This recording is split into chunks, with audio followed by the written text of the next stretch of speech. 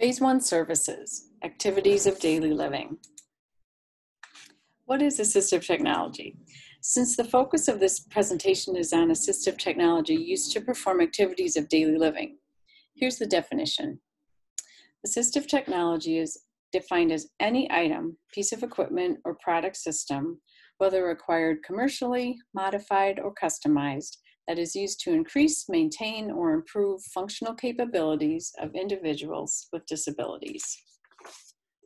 The term technology in AT does not refer exclusively to electronic products. It is a general term that encompasses equipment in a range of complexities from low to high tech. Low-tech devices are simple to operate and construct.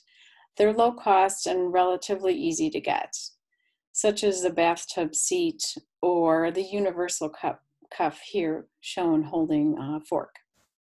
High-tech devices are more complex to use. They're frequently electronic and harder to get, such as a powered wheelchair or a Ring doorbell, which is an example of electronic aids to daily living. Note that some devices lie in between these ranges. For example, a manual wheelchair, although not electronic, is not really low cost, so that would make it a mid-range AT device. Some devices have additional costs involved, such as needing internet service. And custom-made devices can be low or high-tech, and they're often not covered by third-party payers. Phase 1 is an evaluation that takes place in the nursing home to plan for community living. The focus of this webinar is on activities of daily living. Transfers and mobility are going to be covered in detail in other webinars. But briefly, mobility devices for walking primarily are canes, walkers, and rollators, which are the walkers with the seat. Wheeled mobility includes manual wheelchairs, and powered scooters. Transfer technology can be low-tech items such as a bed rail, sliding board, or grab bars. And high-tech items include floor-based transfer lifts and slings, or a powered bath lift chair. During the Phase 1 eval, we predict needs for the apartment based on technology that will be used. We specify whether or not the member can manage stairs and note requirements for the bathroom. We make a plan to obtain technology through insurance. Insurance will pay for and maintain one mobility device and some lower-end bath equipment. And then we plan for procurement of other identified equipment. Activities of daily living are activities oriented toward taking care of one's own body. They are also referred to as basic activities of daily living or personal activities of daily living, and these activities enable basic survival and well-being. Examples we're going to talk about here include bathing, toileting, dressing, and eating. During the eval, we look at the member's current functional status for each ADL. What tasks can the member do safely and independently? What tasks does the member need assistance for? What equipment might increase the member's safety and independence? We also look at level of assistance. Will the member live alone or with others? How many hours of caregiver or homemaker assistance will they have? And will they get visits from a case manager or other professionals who can provide assistance and supervision? So during the Phase 1 assessment, we identify equipment that can be useful and accessibility requirements of the apartment that they'll move into. For an example, if a person uses a wheelchair for mobility, they must be able to enter the bathroom in the wheelchair and access the sink from a seated position. We measure the width of the wheelchair so we'll know a minimum door clearance and specify that a wall-mounted sink is needed. We'll note if a raised toilet seat is needed for independent transfers or a roll-in shower is needed for safe bathing. Ideally, all of this helps in identifying an appropriate apartment. The equipment we recommend for grooming compensates for limited reach or grasp or dexterity and can allow a person to perform many tasks independently. And grooming tasks include brushing hair, washing the face, brushing teeth, and clipping nails. A long-handled mirror is an important tool for grooming, very important for inspecting skin, particularly for people at risk for breakdown on their feet. A long-handled hairbrush can help a person with limited range of motion. And mounted nail clippers and electric razors can really increase safety. This gentleman had a spinal cord injury and uses a power wheelchair all the time. Bathroom requirements were identified during the phase 1. So here he is accessing a wall-mounted sink from his wheelchair to wash his hands. The wheelchair has flipped back armrests that let him get close to the sink. He also owns an electric razor that allows him to shave himself. There are many steps to dressing independently. People could have difficulty with one or more of these tasks: manipulating fasteners, pulling on pants, putting on shirts, bending to put on socks or shoes, and tying shoelaces. We might start by recommending clothing that's easy to put on and take off, such as elastic waist pants. Button hooks are used to fasten clothing using one hand. Reachers and dressing sticks can be used to thread pants on legs or push a shirt down in the back. There are many products available to help people don and doff shoes and socks. Sock aids can be solid plastic, or there are flexible sock aids, which can accommodate different widths of feet. Elastic shoelaces turn laced shoes into slip-on shoes, and long-handled shoe horns can be used in sitting or standing. This member has trouble bending to reach her feet. Here she's trialing different types of sock aids to improve independence with dressing before transitioning to her community apartment.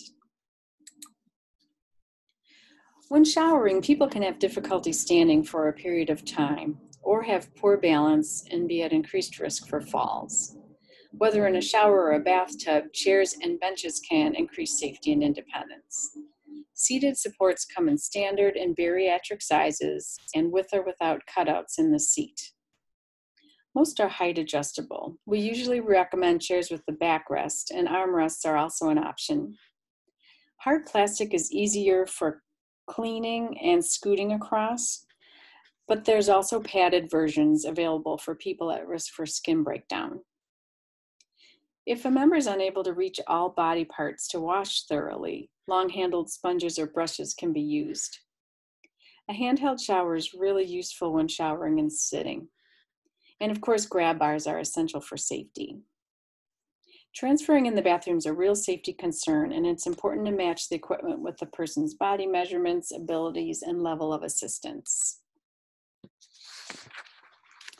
In the example on the left, this member is blind, and I'm teaching him about two ends of a long-handled sponge.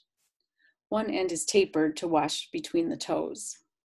In the middle picture, this member had a stroke, and he's practicing an independent tub transfer in his bathroom. With this bench, you sit on the outside of the tub and then scoot over, lifting legs over the bathtub wall. The fold-down shower seat that you can see behind him was not working because it didn't have a back support, and he benefited from the longer width of the tub bench that made his transfers safer. The last picture shows a suction cup caddy to hold body wash and shower items for this member.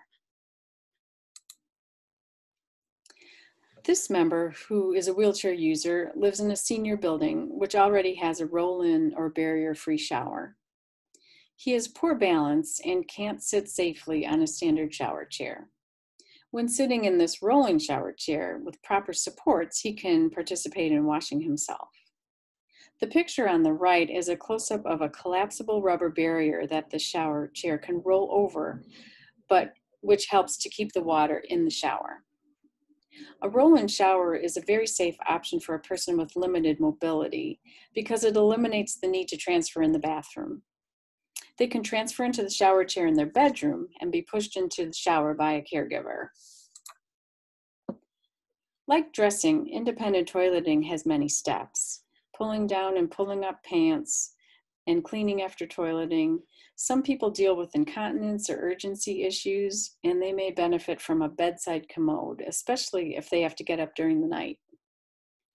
Assistive devices include wiping aids, a raised toilet seat with or without handles, toilet safety frame or a commode frame over the toilet, and grab bars attached to the wall.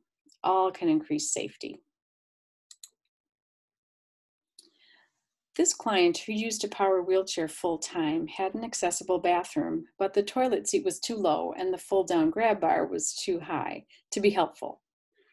After a short time of heavy transfers, the toilet seat cracked.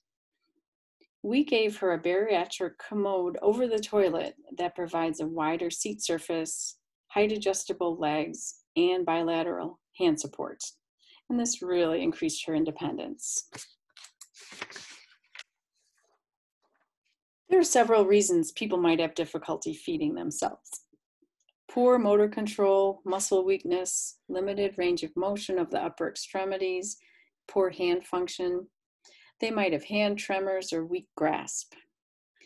And some people do need caregiver assistance if they have special dietary requirements. Some devices that can help people feed themselves are adaptive utensils, which can be weighted, self-leveling, or have built-up handles. A liftware smart utensil is shown in the bottom picture, and this device helps steady the spoon if one has tremors. Plate guards and suction bowls or plates are helpful, and a Dyson placemat is also helpful. Dyson is a sticky material that keeps items from sliding.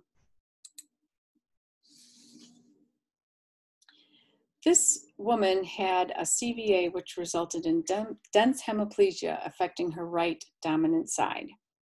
So she had to learn to use her left hand for all self-care. She lives with her daughter, who performs most ADLs, cooking, cleaning, home management. But she wanted to be more independent with self-feeding.